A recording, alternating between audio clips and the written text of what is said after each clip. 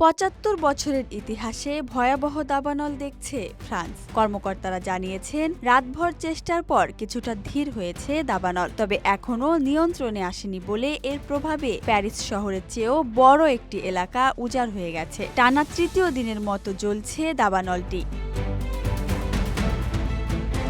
কর্তৃপক্ষ জানিয়েছে, দাবানল নিয়ন্ত্রণে দক্ষিণ ফ্রান্সের ওড অঞ্চলে এখনও ২,০০০-এর বেশি অগ্নিনির্বাপন কর্মী ও ৫০০টি অগ্নিনির্বাপক যান মোতায়েন রয়েছে। পাশাপাশি ফ্রান্সের সেনারক্ষী বাহিনী ও সেনাবাহিনীর সদস্যরাও কাজ করছেন।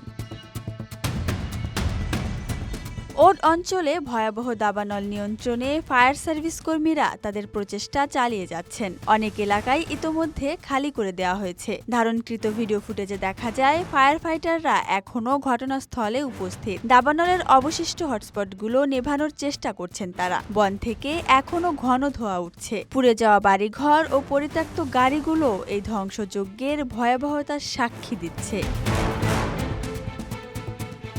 ১৯৪৯ সালের পর ফ্রান্সে দেখা সবচেয়ে বড় দাবানল এটি। বুধবার ফ্রান্সের প্রধানমন্ত্রী ফ্রাঁসোয়া বাইরু ওই অঞ্চল সফর শেষে দাবানলকে অভূতপূর্ব মাত্রার এক বিপর্যয় বলে উল্লেখ করেন। স্থানীয় রিপোর্টে বলা হয়েছে, এই দাবানলে একজন নিহত হয়েছেন এবং আরও একজন নিখোঁজ রয়েছেন। মঙ্গলবার দক্ষিণ ফ্রান্সের ওড অঞ্চলের লারিবোতে গ্রামের কাছে আগুনের সূত্রপাত ঘটে, যা শুষ্ক আবহাওয়া ও প্রবল বাতাসের কারণে দ্রুত ছড়িয়ে পড়ে। ১৭,০০০ হেক্টর জমি গ্রাস করে ফেলে মুহূর্তেই। এতে অন্তত ৩৬টি বাড়ি ধ্বংস হয়েছে এবং কয়েক হাজার বাড়ি বিদ্যুৎ বিচ্ছিন্ন অবস্থায় রয়েছে।